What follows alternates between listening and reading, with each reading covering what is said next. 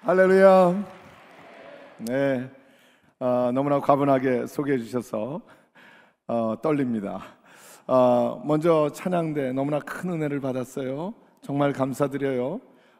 정말 젊은이들로 구성된 이렇게 아름다운 찬양은 정말 오랜만에 듣는 것 같습니다.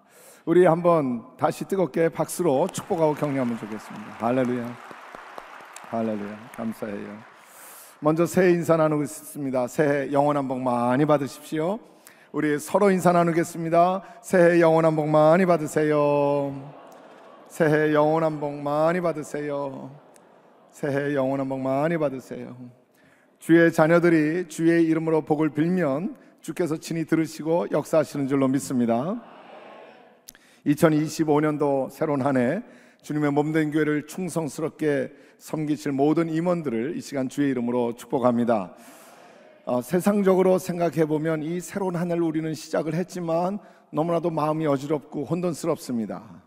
그리고 가늠이 잘 되지를 않습니다. 희망이 보이지 않는 것만 같습니다. 그러나 우리 하나님 지금도 살아계셔서 모든 것을 주관하고 계시기 때문에 이제 하나님이 우리의 기도를 통해서, 여러분들의 헌신을 통해서 하나님의 아름다운 역사를 이루어 가실 줄로 믿습니다.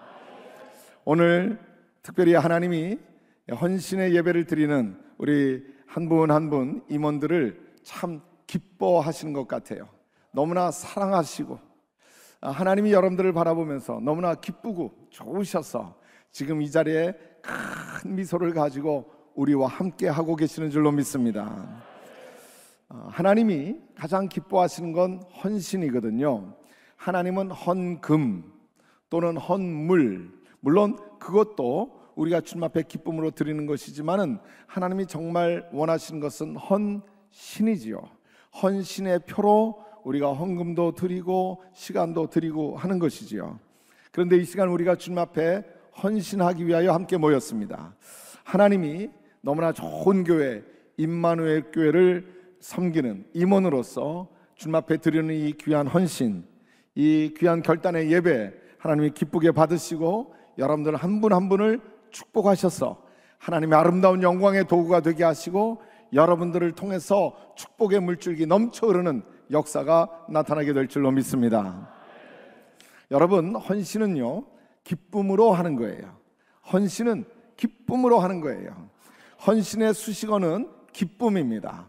우리 모두가 기쁨으로 헌신을 하는 거예요. 그러면 하나님이 기쁨으로 드리는 헌신을 기쁘게 받으십니다. 그리고 그 헌신을 통해서 하나님의 역사를 나타내시는 거예요. 그래서 우리는 기쁨으로 행복하게 섬기는 겁니다. 한번 따라 하시면 좋겠어요. 행복한 섬김. 행복한 섬김.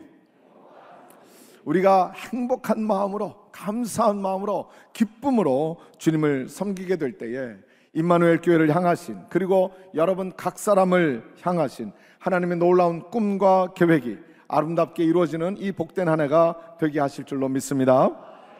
그런데요, 우리가 정말 행복하게 주님의 몸된 교회를 섬기려고 할 것 같으면 여러 가지 중요한 요소들이 많이 있습니다. 그런데 그 가운데 중요한 것 한 가지가 있는데 그게 뭔가 하면 바로 천국에 대한 소망을 가지고 섬기는 거예요. 이게 굉장히 중요합니다. 우리가 천국의 소망을 가지고 오늘 여기서 섬기면서 살아가는 거예요. 그때 우리는 정말 행복한 마음으로 섬길 수가 있습니다. 우리 예수 믿는 사람들은요, 천국에 대한 분명한 소망이 없으면 그러면 행복할 수가 없어요. 행복한 것처럼 보일런지는 몰라도 진짜 행복한 건 아니거든요. 천국 소망이 분명하고 천국에 대한 소망을 안고 섬기게 될 때 그게 정말 행복한 섬김이 되는 거고요. 그게 하나님이 참 기뻐하시는 섬김이 되고 우리의 삶 속에서는 그 섬김이 놀라운 능력으로 이어져 가게 되어 있습니다. 우리가 우리 인생의 초점을 천국에다 맞추지를 못하게 되면, 그저 이 땅에만 초점을 맞추게 되면 그 누구도 진정한 행복을 누릴 수가 없고 진정한 행복으로 섬길 수도 없습니다. 그렇기 때문에 오늘 우리가 임원으로 부름을 받아서 이제 섬기기 위하여 결단하는 시간으로 이 자리에 함께 모였는데, 정말 우리가 행복하게 섬기려면 천국 소망 분명히 가져야만 합니다.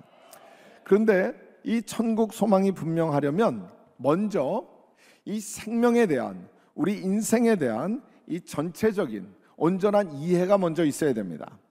많은 사람들이 인생에 대한 잘못된 시각을 갖고 있기 때문에 이 잘못된 관점으로 인해서 인생을 제대로 이해하지를 못해요. 그러니까 천국 소망도 가질 수가 없게 돼요. 그래서 우리 인생을 바라보는 이 올바른 시각을 갖는 게 굉장히 중요합니다. 여러분들에게 아마 말씀 노트를 나눠 드렸을 텐데요, 이제 말씀 노트 함께 보시면서 우리 말씀도 읽고 또 답도 써가면서 말씀을 들으면 좋을 것 같습니다. 우리가 인생에 대하여 그저 지엽적이고 부분적인 이해가 아니라 이 전체를 바라볼 수 있는 올바른 시각을 가지는 게 참 중요한데요, 이 인생에 대한 잘못된 시각을 가지고는 행복하게 주를 섬길 수도 없고 주신 사명 바로 감당할 수도 없거든요.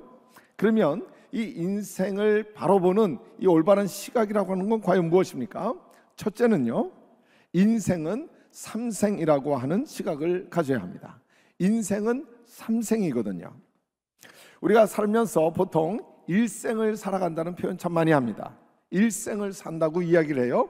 그런데 인생은요, 일생을 사는 게 아니에요. 한 번 사는 인생이 아니에요. 삼생을 사는 겁니다. 세 번의 생명의 세계를 우리가 살아가는 거예요. 먼저 어머니 태중에서 10달을 삽니다. 그게 첫 번째 생명의 세계입니다. 그리고 이제 우리가 살아가는 이 두 번째 생명, 이 땅을 우리가 살아가는 거예요. 80, 90, 100년의 세월이 바로 이 두 번째 생명, 이생입니다. 그리고 이제 이 땅의 생명을 다하게 될 때에 하나님 나라에서 살아가는 영원한 생명이 있어요. 그게 세 번째 생명의 세계예요. 삼생입니다. 그러니까 이 세 번째 생명의 세계에 대하여 우리가 바라보는 눈이 열리지를 않으면 이 땅에서 살아가는 게 다 허무한 것이 되고 맙니다. 의미가 없어요. 왜냐하면 이 땅에 살다가 끝이 나는 게 아니거든요. 이 땅에 사는 생명을 다하게 될 때 세 번째 생명의 세계가 있는데, 이 하나님 나라에서의 세 번째 생명은 영원한 생명이에요.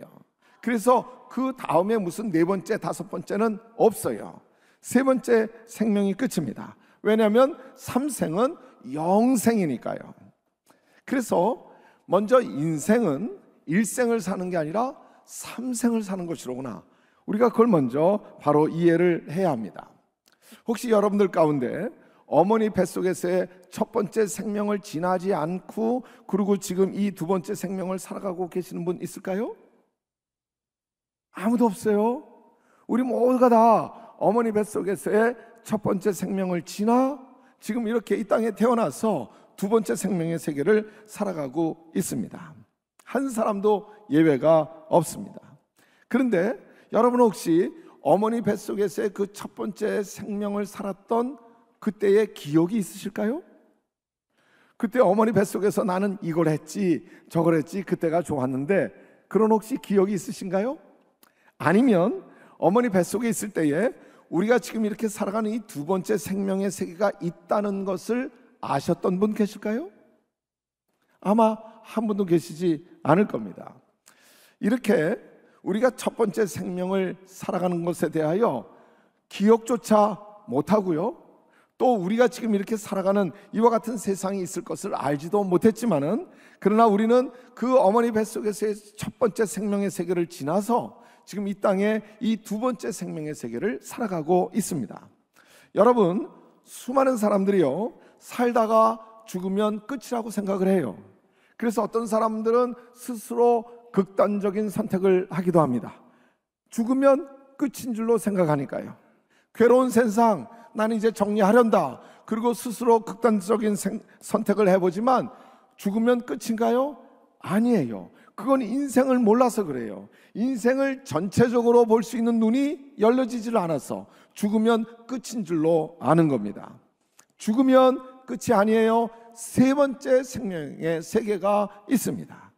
사람들은 이 세 번째 생명의 세계를 보질 못했기 때문에, 모르기 때문에 없다고 생각을 합니다.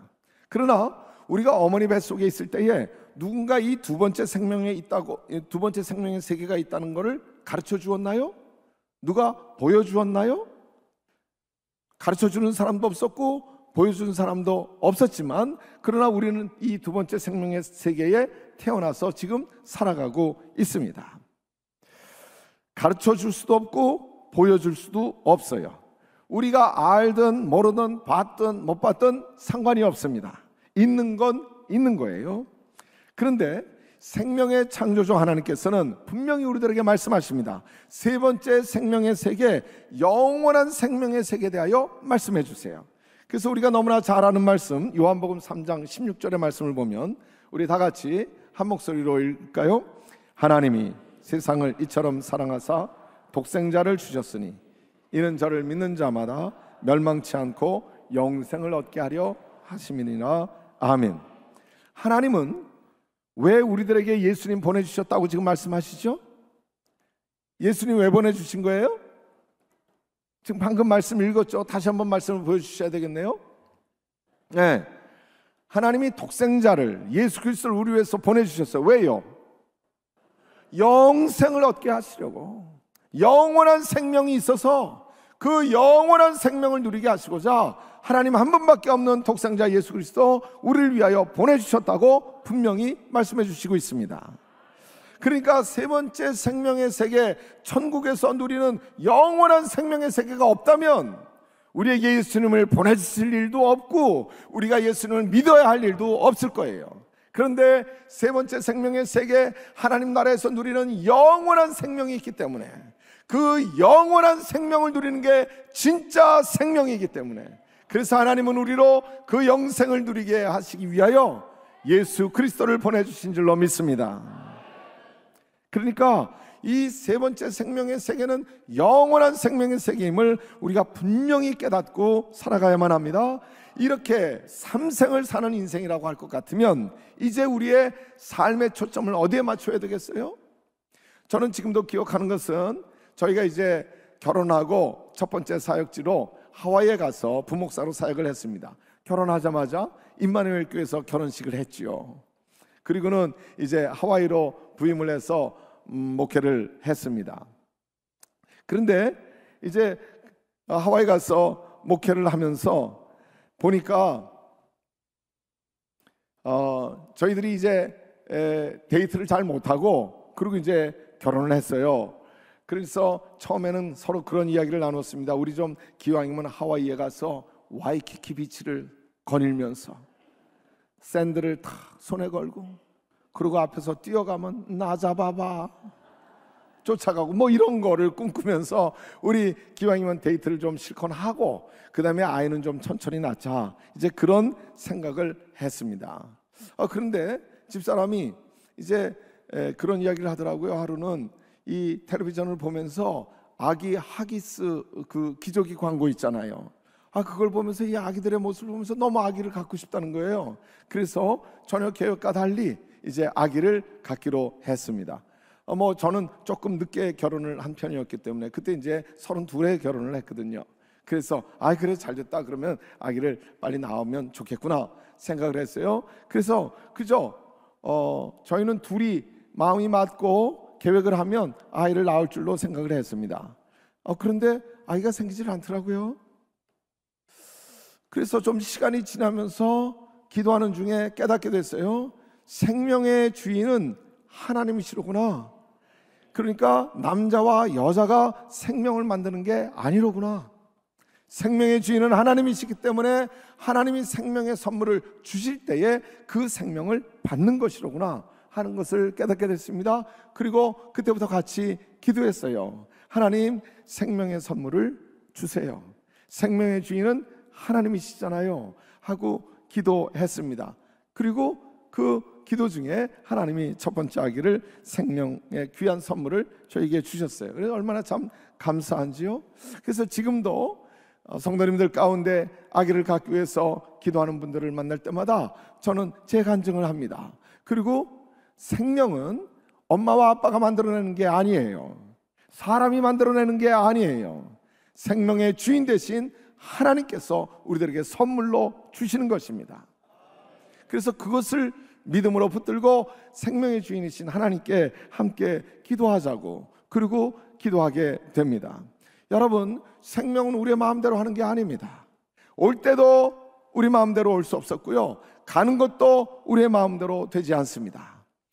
다만 우리가 이 땅에 하나님이 우리의 생명을 허락하셔서 살아간다면 이제 이 땅에만 초점을 맞추면 안 돼요. 하나님 나라에 초점을 맞춰야 합니다. 세 번째 생명이 진짜이니까요, 그건 영원한 생명이니까요. 그래서 이제 우리는 그 하나님의 나라에서 누릴 영원한 생명을 바라보면서 오늘 이 땅에서 하나님이 우리들에게 주신 사명을 감당해 가는 거예요. 여러분, 인간이 그 인생이 성공했는가 실패했는가 하는 것은 끝을 보아야 아는 것이죠. 끝에 성공해야 그게 진짜 성공하는 거잖아요. 성공과 실패를 좌우하는 것은 시작을 어떻게 했는가에 따라 결정되는 게 아닙니다. 오늘날도 주변에 보게 되면요, 새롭게 개업하는 분들 있습니다. 그러면 화분을 앞에 쫙 질비하게 깔아놓고 그런 리본에다 뭐라 써요? 대박 나세요, 성공하세요. 시작할 때는요, 화분을 잔뜩 널어놓고요, 대박날 꿈을 가지고 아주 대단하게 시작을 합니다. 근데 그 사업들이 다 잘 되던가요? 그렇지 않아요. 시작할 때 보면 그렇게 떠들썩하게 시작을 하고 또 시작을 하니까 사람들이 몰려들고 줄을 서서 먹고요, 난리가 나는데요, 1년 안 돼서 문 닫는 집도 있더라고요. 그러니까 시작이 중요한 게 아니에요. 끝이 중요한 것이죠. 아무리 사업을 하다가 8번 실패했어도 9번째 가서 성공하면 우리는 그 사업을 성공한 사업이라고 말하잖아요. 아무리 8번 성공을 했어도 마지막에 가서 쫄딱 망하면 우리 뭐라 그래요? 실패했다고 이야기하잖아요. 그러니까 끝에 성공한 게 진짜 성공한 거잖아요. 그렇다면 우리는 이 땅에서의 성공을 꿈꾸는 게 아니고요, 하나님 나라에서 영원한 생명과 함께 누릴 하나님 나라의 기쁨을 바라보는 거예요. 그리고 그 세 번째 생명의 세계가 있다고 하는 이 확신을 가지고 오늘 이 땅에서 하나님이 우리들에게 맡겨주신 사명을 감당해야 할 줄로 믿습니다. 때로 우리가 예수를 믿으면서도 종종 자기 인생이 실패했다고 생각이 들 때가 있어요. 그 이유는 다른 데 있지 않습니다. 이 두 번째 생명의 세계가 인생의 전부라고 생각하기 때문에 그런 거예요. 이 땅의 모든 소망을 걸고 이 생의 결과에 따라서 인생의 성패가 평가되기 때문에 우리는 실패했다는 생각을 하게 되는 겁니다. 많은 사람들이 불행한 인생을 사는 이유가 바로 여기에 있습니다. 인생을 단번으로 보기 때문에 그래요. 한 번 사는 인생으로 생각을 하기 때문에 그래요. 그러나 인생은 1생을 사는 게 아닙니다. 3생을 사는 거예요. 그렇다면 우리가 이 땅에 살아가면서 어려운 일을 만난다고 할지라도, 때로 세상으로부터 제대로 평가를 받지 못하고 억울한 일이 생긴다고 할지라도 그것 때문에 절대로 절망할 일이 없습니다. 낙심할 필요가 없습니다. 불행해할 필요가 없어요. 우리는 하나님 나라에서 영원한 생명을 누릴 사람들이기 때문입니다. 오늘 읽어주신 성경 말씀에 보니까요, 믿음의 사람들은 천국에 누릴 영원한 생명, 세 번째 생명의 세계를 바라보며 살았던 것을 발견하게 됩니다. 15절로 16절의 말씀 볼까요? 만일 그들이 이 세상의 여러 가지 달콤한 생활로 돌아가기를 원했다면 언제든지 돌아갈 수 있었습니다. 그러나 그들은 그것을 원하지 않고 하늘의 도성을 바라보며 살았습니다. 그래서 하나님 역시 그들의 하나님이라고 불리는 것을 수치로 여기지 않고 그들을 위해 하늘의 도성을 만들어 두셨습니다. 여기 그들의 하나님이라고 불리는 것을 수치스럽게 여기지 아니하였다, 그렇게 말씀하고 있는데요, 이 말씀은 히브리적인 표현입니다. 그래서 오늘날 우리의 표현으로 바꾸자면 하나님이 그들을 자랑스럽게 여기셨다, 그런 말씀이에요. 그러니까 하나님은요, 천국을 소망하며 살아가는 사람들을 자랑스럽게 여기시는 거예요. 원하기는 우리 임마누엘 교회 오늘 헌신하시는 모든 임원들은 하나님이 자랑스럽게 여기는 그런 임원들이 되시길 주의 이름으로 축복합니다. 하나님 나라 영원한 생명에 초점을 맞춘 사람들, 하나님은 그들로 인하여 자랑스럽게 여기시는 거예요. 그저 이 땅에서 80, 90, 100년 살다가 끝나버릴 이 땅에 소망을 두지 아니하고 하나님 나라 소망 두고 살아가는 사람들을 하나님 너무나 기뻐하시는 거예요. 임마누엘의 모든 임원들, 하나님이 정말 자랑스러워하시는 임원들이 되셔서 결국은 세상 사람들도 다 함께 인정하고 존경하게 되는 그런 귀한 임원들이 되시기를 축복합니다. 둘째로, 인생은 출장이라고 하는 시각을 가져야 합니다. 인생은 출장이에요. 오늘날 우리 예수 믿는 사람들이 수많은 세상 사람들로부터 손가락질을 받는 가장 큰 이유가 무엇입니까? 오늘날 교회를 향해서 손가락질하고 조롱하는 사람들 많이 있어요. 예수 믿는 사람들, 왜 우리가 도대체 무슨 죄를 졌길래 그렇게 세상에서는 제대로 알지도 못하면서 손가락질을 하는 것이죠? 우리가 말로는 맨날 영생, 구원 뭐 이런 거 말을 하면서도 불구하고 정작 우리가 사는 모습을 보니까 도무지 영생, 하나님 나라의 소망을 두고 살아가는 사람들처럼 보이지를 않는 거예요. 도무지 자기들과 다를 바 없는 속물 인생을 살아가는 거예요. 그 모습을 볼 때 우리를 향해서 손가락질을 하는 거 아니겠어요? 그런데 오늘 성경 말씀에 나오는 사람들을 보니까 이 땅의 생명만을 생각하면서 살지를 않았습니다. 하늘의 도성을 바라보며 살았다고 성경은 증거하고 있습니다. 그러니까 천국을 소망하면서 살았던 거예요. 과연 어떻게 그럴 수가 있었던 것이죠? 오늘 말씀 13절을 보니까 우리 다 같이 한 목소리를 읽겠습니다. 그들은 세상이 참 고향이 아니고 다만 자신들은 잠시 이 땅에 나그네로 와 있다는데 불과하다는 것을 알고 있었습니다. 아멘. 여기 보니까 그들은 이 땅에 잠시 그저 나그네로 와 있다는 사실을 알고 살았다는 거예요. 그래서 이 땅에 소망을 두지 않고 하나님 나라에, 하나님이 우리를 위하여 예비해 놓으신 그 하늘 도성을 소망하며 살았다는 거예요. 그러니까 이 땅에 살아가는 것이 우리가 나그네로 살아가는 것이로구나, 이것을 깨닫게 되면 우리는 이 땅에 초점을 맞추고 이 땅에 소망을 두고 사는 것이 아니라 하나님 나라에 소망을 두고 살아갈 수가 있는 것이죠. 그런데 오늘날 우리는 이 나그네라는 말을 그리 많이 쓰지를 않는 편입니다. 그래서 이 나그네라고 하는 단어를 우리 현대인들의 피부에 좀 더 와닿는 말로 표현하면 어떻게 표현할 수가 있을까요? 제가 존경하는 어느 목사님은 이렇게 표현을 하신 거예요. 인생은 출장이다. 이분은 평신도로서 직장생활을 오래 하다가 그리고 이제 나중에 목회자가 되신 분이신데요, 출장을 많이 다녀본 경험이 있으신 거예요. 그래서 인생은 나그네다, 그건 현대인들에게 그리 피부에 와닿지 않으니까 인생은 출장이다, 이렇게 표현하니까 성도님들이 훨씬 더 잘 이해를 하더라는 겁니다. 우리 인생은 정말 출장과도 같은 겁니다. 여러분, 출장 가는 사람은요, 자기가 가고 싶다고 가나요? 아니잖아요. 사장님이 보내야 하잖아요. 할 일이 있어서 보내서 그래서 가는 게 출장입니다. 아, 사장님, 저 오늘부터 출장 좀 갔다 와야 되겠습니다. 왜? 아, 좀 가고 싶어서 그래요. 아, 그러면 출장을 갈 수 있는 거예요? 그건 아니잖아요. 할 일이 있어서 보낼 때 가는 게 출장이잖아요. 그러니까 우리가 우리 인생은 출장이라고 하는 사실 하나만 깨달아도요, 가장 먼저 뭐가 달라지는지 아십니까? 아, 나는 하나님이 보내셔서 이 땅을 살아가는 인생이로구나, 그걸 먼저 깨닫게 되는 거예요. 너무나 중요한 사실입니다. 너무나 많은 사람들이 이 사실을 몰라요.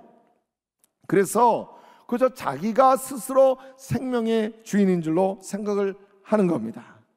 그래서 수많은 사람들이 자기는 그저 어쩌다가 우연히 태어난 인생인 것처럼 그렇게 생각을 해요. 또 어떤 사람들은 한술 더 떠서 자기는 태어나지 말았어야 될 사람이 태어난 것처럼 그렇게 생각하는 사람들도 있습니다. 내 생명은 아까도 말씀드린 것처럼 아빠와 엄마가 만들어낸 생명이 아니에요. 어쩌다 태어난 인생도 아닙니다. 태어나지 말았어야 할 인생이 태어난 것 더더욱 아니에요. 실수로 태어난 인생도 하나도 없습니다. 엄마 아빠는 계획을 하지 않았고 엄마 아빠는 실수를 했을 수도 있었을런지 몰라요. 그러나 우리 하나님은 계획하셨습니다. 우리 하나님은 실수로 우리를 보내지 않으셨어요. 하나님의 아름다운 목적을 가지고 우리 한 사람 한 사람을 친히 지으시고 우리를 이 땅에 보내주신 줄로 믿습니다. 하나님은 우리의 머리카락 하나까지라도 다 세시는 하나님이세요. 하나님의 허락이 없으면 참새 한 마리도 땅에 떨어지지 않는다고 말씀을 했습니다. 그래서 누가복음 12장 6절로 7절에 보니까요, 참새 5이 아사리온 2에 팔리는 것이 아니냐. 그러나 하나님 앞에는 그 하나라도 잊어버리시는 바 되지 아니하는도다. 너에게는 오히려 머리털까지도 다 세신 바 되었나니 두려워하지 말라. 너희는 많은 참새보다 귀하니라. 하나님이여, 우리 한 사람 한 사람을 얼마나 귀하게 여기시는지 몰라요. 우리의 인생이 온 천하보다도 더욱 귀하게 지으셨어요. 그래서 우리가 살면서 이 세상에 있는 것을 다 끌어모은다 할지라도, 이 세상의 모든 영광과 부귀를 다 채워넣는다고 할지라도 우리 인생은 만족할 수가 없습니다. 왜냐하면 하나님 우리를 지으실 때 온 천하보다 더 귀하게 지으셨으니까요. 그래서 이 천지의 모든 것을 다 끌어모을 수도 없겠지만, 그걸 다 끌어모아 내 삶에 채운다 할지라도 그 속에서 우리는 결코 만족을 경험할 수가 없습니다. 그렇게 하나님이 우리를 너무나 귀하게 지으셨어요. 그리고 이 땅에 보내신 것입니다. 하나님이 우리 인생을 왜 이렇게 귀하게 지으셨는가 하면요, 하나님의 목적이 있어서 그래요. 우리는 하나님의 작품이라고 그러잖아요. 왜 하나님 우리를 작품으로 만드셨어요? 하나님이 보고 구경하시고 감상하시기 위해서요? 아니에요. 하나님 우리를 통해서 하실 일이 있어서 그래요.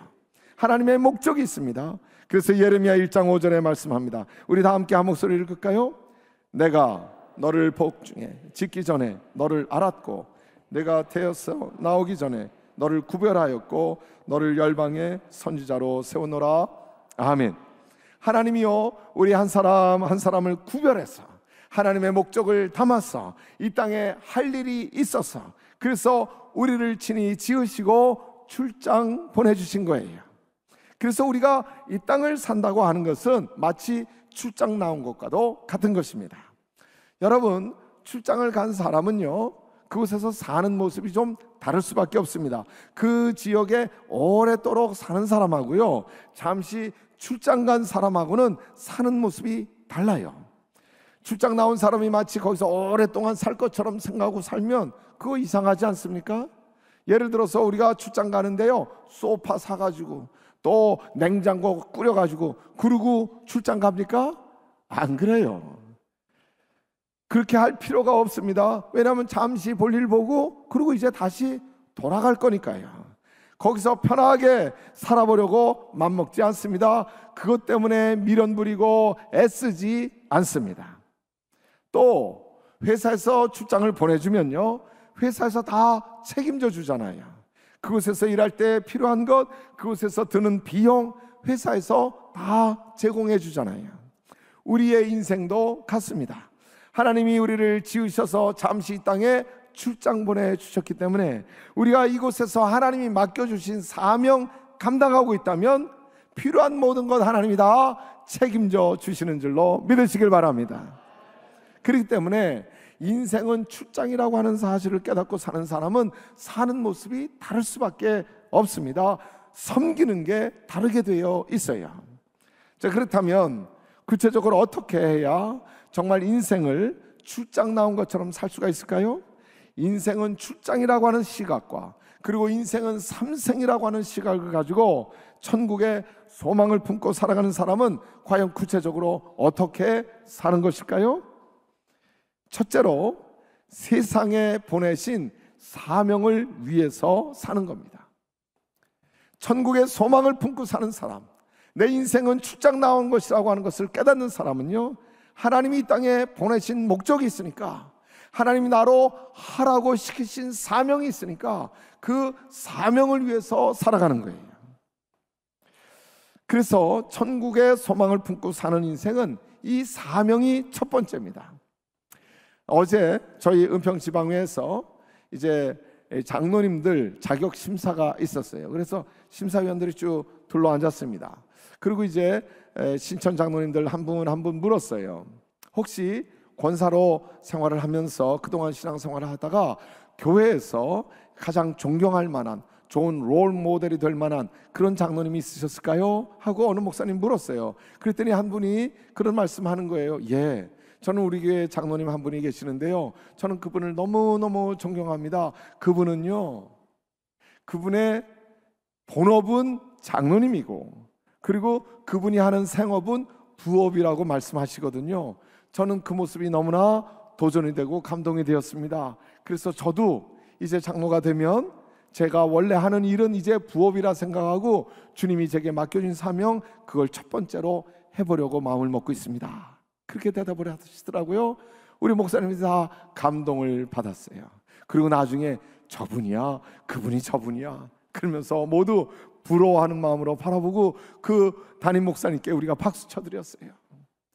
사랑하는 우리 임마누엘 교회 임원 여러분, 하나님은 우리에게 주신 사명이 있어서 그 사명 감당하라고 이 땅에 출장 보내주셨습니다. 그렇다면 이제 우리가 가장 먼저 우선순위를 두고 감당해야 할 일은 무엇입니까? 하나님이 하라고 시키신 일이죠. 그 사명이지요. 그 사명을 우선순위로 두고 그 사명을 위해 살아갈 수 있게 되길 주의 이름으로 축복합니다. 역대상 14장 2절의 말씀을 보니까요, 그제야 다윗은 자기의 사명과 하나님의 도우심을 확실하게 깨닫고 이렇게 말하였다. 하나님께서 나를 이스라엘의 왕으로 삼으시고 나의 나라도 든든히 세워주셨다. 여호와께서 당신의 백성 이스라엘을 사랑하시기 때문에 이렇게 나를 들어 사용해 주신 것이다. 다윗은요, 자기 자신을 이스라엘의 왕으로 세워주신 것은 하나님이 주신 사명이 있기 때문이었구나, 그걸 깨달은 거예요. 그래서 그 사명 잘 감당할 수 있게 달라고 하나님의 도우심을 늘 구하면서 살았고, 결국 하나님이 자기 자신을 그렇게 사용해 주신 것을 깨달을 수가 있었던 겁니다. 하나님이 우리 사람을 지으시고 계획 가운데 우리를 이 땅에 보내주셨다면 우리 사람마다 다 할 일이 있습니다. 내게 생명이 있다면 그건 사명이 있다는 증거예요. 그래서 생명은 사명이고요, 사명은 곧 생명입니다. 할 일이 없는 생명은 그건 더 이상 의미가 없지요. 아무 할 일이 없는 생명, 그건 무슨 의미가 있겠어요? 그러니까 우리의 생명은요, 사명 때문에 값이 있는 거고요, 우리의 사명 때문에 하나님은 우리의 생명을 지금도 붙들고 계시는 줄로 믿으시길 바랍니다. 한번 따라 하시면 좋겠어요. 생명은 사명이다. 사명은 생명이다. 하나님이 우리에게 주신 사명을 생명같이 붙드시기를 주의 이름으로 축복합니다. 사명은 생명이고 생명은 사명이에요. 좀 말이 멋있지 않아요? 생명은 사명이다, 사명은 생명이다. 요거 누가 한 말일까요? 제가 만들어낸 말이에요. 근데 제가 생각해도 제법 괜찮은 것 같아요. 그래서 여러분들에게 따라하라고 부탁을 드렸는데, 우리에게 생명이 있다면 사명이 있다는 증거입니다. 하나님이 귀한 사명 감당하라고 여러분을 임마누엘 교회로 인도하셨고, 임마누엘 교회를 섬기게 하셨고, 임마누엘 교회를 통하여 예수님 만나게 하셨고, 은혜 부어주셨습니다. 이제 주신 사명 있어서 임원으로 세워주셨는데, 금년 한 해에도 충성스럽게 이 사명을 잘 감당하는 임원들이 되시기를 주님의 이름으로 축원합니다. 둘째로 디모데전서 6장 14절의 말씀 볼까요? 우리 주 예수 그리스도께서 다시 오실 때까지 주께서 그대에게 부여한 모든 사명을 수행하고 흠도 없고 책망할 것이 없는 사람이 되시오. 주님이 우리에게 오늘 이렇게 부탁하고 계시는 거예요. 그래서 우리 임마누엘 교회 모든 임원 여러분, 오늘 여러분의 헌신을 결단하며 예배 드리고 오늘 또 임명장도 받고 그리고 하나님 앞에 약속하는 시간을 갖게 될 텐데, 이제 허락해 주신 그 사명 잘 감당하고 흠도 없고 책망할 것이 없는 그런 존귀한 임마누엘 교회 임원으로서 하나님 앞에 설 수 있게 되기를 축원합니다. 자, 둘째로 천국을 소망하며 사는 사람은요, 이 세상의 불편을 감수하면서 사는 거예요. 인생이 출장임을 아는 사람은 정말 출장 나온 것처럼 그렇게 불편을 감수하면서 살아가야 합니다. 때로 부흥회에 이제 강사로 초청을 받아서 가게 될 때가 있어요. 그러면 교회마다 참 정말 분에 넘치는 과분한 대접을 해주세요. 오늘도 우리 담임 목사님과 함께 아주 좋은 곳에 가서 아주 맛있는 고기를 먹었어요. 우리 은평구에는 그런 고기 없거든요. 그런데 여기 임마누엘 교회 오니까 고기를 대접받는데도 얼마나 맛있는지요. 우리 집사람은 그러더라고요. 자기 인생의 처음으로 이렇게 맛있는 걸 먹었대요. 그래 제가 체면이 안 서서 아주 혼났습니다. 대접을 정성스럽게 해주세요. 너무 감사했는데요. 그런데 참 이상하지요. 부흥회 인도하러 가서요, 좋은 호텔에서 좋은 음식으로 대접을 받지만 사실은 집에서보다는 잠이 잘 안 와요. 부흥회 마치고 집에 가야 그래야 잠을 잘 자게 되더라고요. 호텔 방보다는 훨씬 못한 것 같은데요, 그저 우리 집에서 맨날 베는 베개 베고요, 그저 우리 침대에서 자는 게 잠이 제일 잘 오더라고요. 그러니까 출장 가면 뭐 좋은 것 또 뭐 잘해주는 것 사실은 다 알고 보면 불편한 겁니다. 집 떠나면 고생이라 그러잖아요. 디모데전서 6장 7절의 말씀을 볼까요?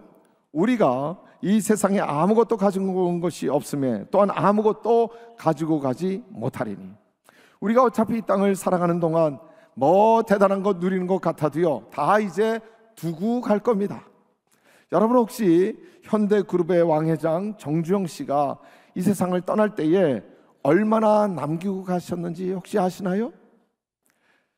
제가 그분을 좀 특별히 잘 아는데요, 그분이 얼마를 남기고 갔는가 하면요, 몽땅 남기고 갔어요. 하나도 가져간 게 없습니다. 아무리 이 땅에 사는 동안 가진 게 많은 것 같아도요, 갈 때는 몽땅 두고 가는 거예요. 여러분, 우리의 고향은 천국이고요, 이 세상은 잠시 출장 나온 곳일 뿐입니다. 그러므로 이 세상에서는요, 불편할 수밖에 없어요. 출장 중이기 때문에. 이 세상이 그렇고요, 교회도 그렇습니다. 완전한 세상, 완전한 교회가 아니기 때문에 불편한 일들이 많이 생길 수 있어요. 때로는 어려운 일들이 생길 때도 있을지 모릅니다. 그러나 어차피 우리는 출장 온 인생이잖아요. 영원한 천국을 바라보면서 하나님 나라의 소망을 두고 살아가잖아요. 그렇다면 이 땅에서의 그 모든 불편한 것들은 얼마든지 감수할 수 있습니다. 이제 이 또한 지나갈 것이기 때문입니다. 그렇기 때문에 이 땅의 것 가지고 싸우고 찢고 절망하고 낙심하고 그러며 살지 않습니다. 포기하는 것이 아니라 실망과 아픔이 있지만은 그러나 그 모든 것을 수용하는 이해와 넉넉함이 있는 거예요. 그때 우리는 정말 행복하게 살 수 있고 행복하게 섬길 수 있는 거거든요. 고린도전서 7장 31절에 말씀합니다. 세상 물건을 쓰는 사람은 다 쓰지 못하는 사람같이 하십시오. 어차피요, 우리가 세상에 모은 물건 이리저리 사용하다 가는데요, 다 못 쓰고 가는 게 참 많아요. 제가 오늘도 말이죠, 제 책상을 가만 봤더니 여기에도 필통이 있어요. 요즘 필통을 컵에다가 왜 펜을 꽂아 놓잖아요. 여기도 필통이 있어서 이런저런 펜들이 꽂혀져 있고요. 또 여기 보니까 또 이만한 또 머그가 있어서 또 거기에 또 펜들이 자는 거. 근데 그 옆에 또 있어요. 그러니까 머그가 큰 거 3개에 펜이 잔뜩 꽂혀져 있더라고요. 그래서 제가 가만 봤더니 쓰는 것보다 안 쓰는 게 훨씬 많아요. 그런데 버리기가 아까워가지고 그래서 그냥 그걸 또 놔두고 그러면서 이게 그냥 책상을 아주 지저분하게 만들고 있더라고요. 저걸 정리해야 되는데, 저걸 버려야 되는데, 이제 그 생각을 했습니다. 여러분, 우리가 이 땅에서요, 여러 물건을 사용하지만은요, 다 쓰고 가지 못해요. 그래서 이사 갈 때 보면 말이죠, 박스로 꾸려서 가잖아요. 그런데 그 다음 이사 갈 때 보니까요, 그 박스를 끌르지도 않았더라고요. 그리고 이제 그 박스를 다시 또 그 다음 집 이사 갈 때 또 가지고 가는 거예요. 성경이 분명히 말씀합니다. 세상 물건 쓰는 사람은 다 쓰지 못하는 사람같이 하십시오. 어차피 이 세상 물건 이것저것 모아 다 쓰는 것처럼 생각이 되는데 정작 다 쓰고 가지 못한다는 거예요. 이 세상의 유행은 지나가 버립니다 말씀이에요. 같은 말씀을 쉬운 성경에서는 이렇게 번역을 했어요. 세상 물건을 쓰는 사람은 그것들의 마음이 빼앗기지 않는 사람처럼 사십시오. 세상 것에 마음 빼앗기면 불편한 것 참지 못합니다.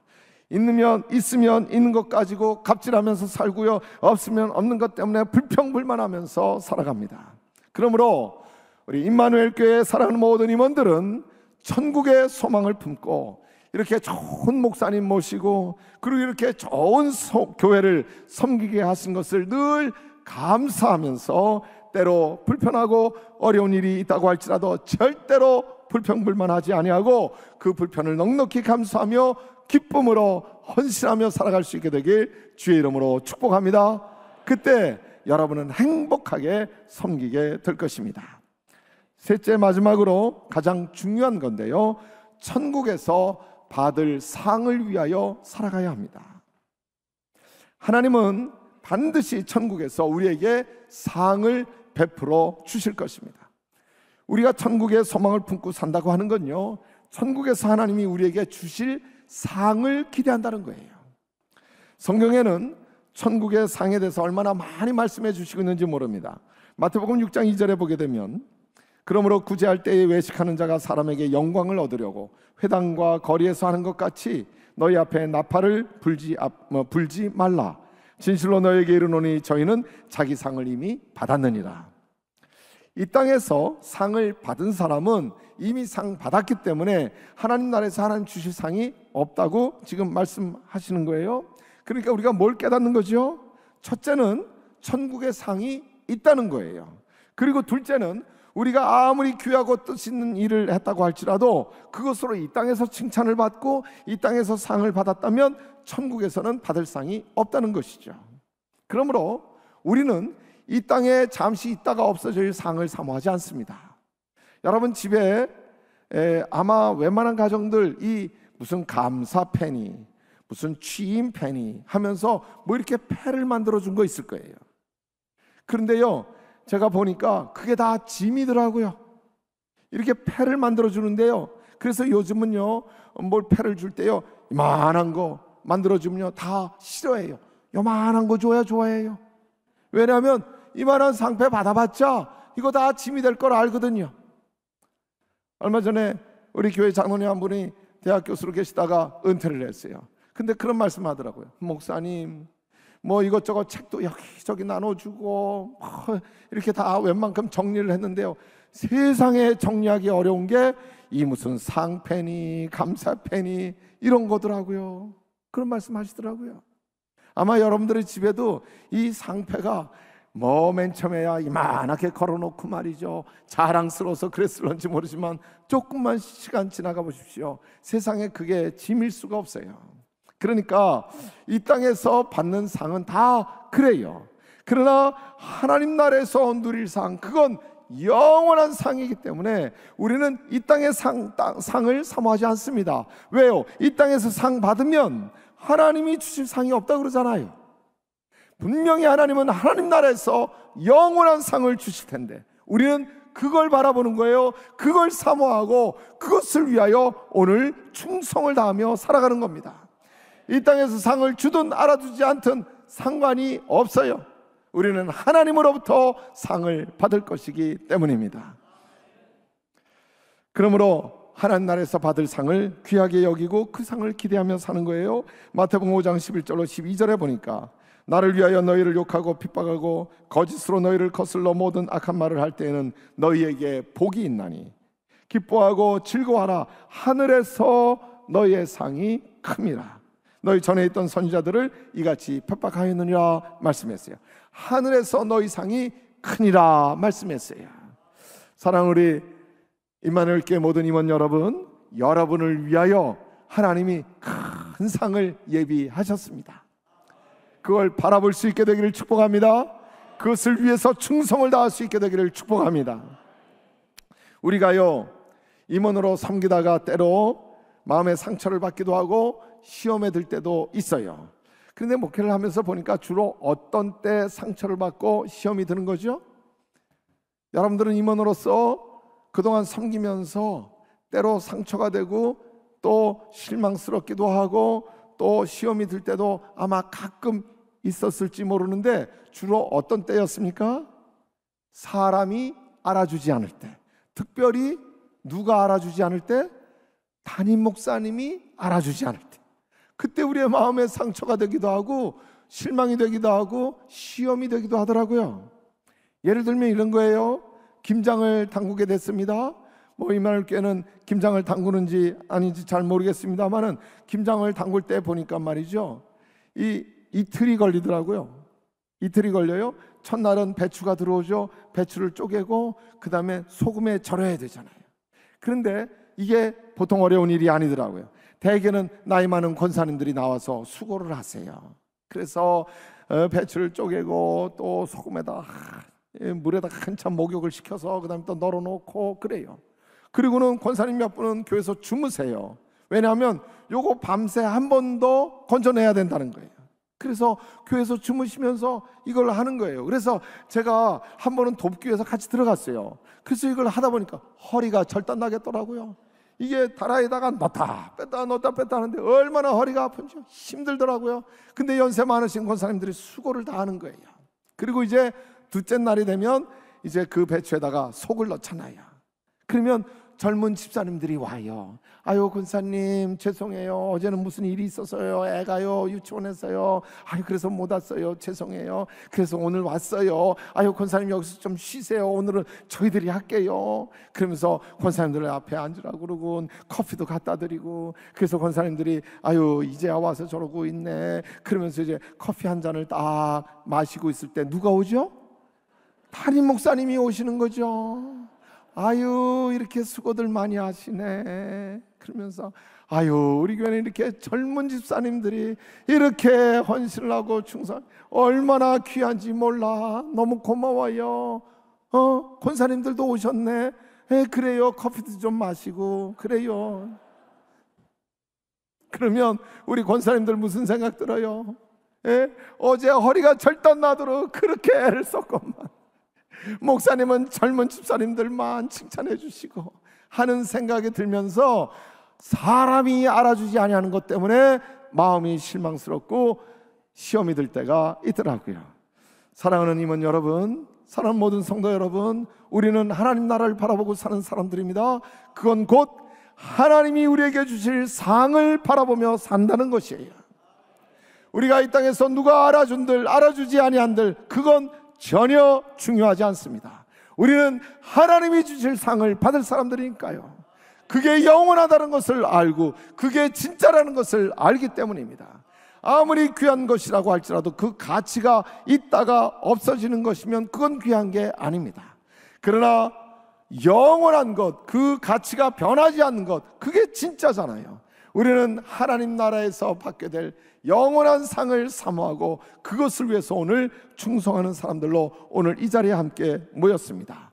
사랑하는 임원 여러분, 하늘의 상이 반드시 있습니다.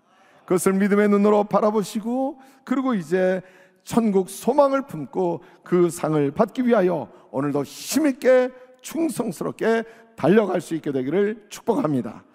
다 함께 빌립보서 3장 14절의 말씀 큰 목소리로 읽습니다.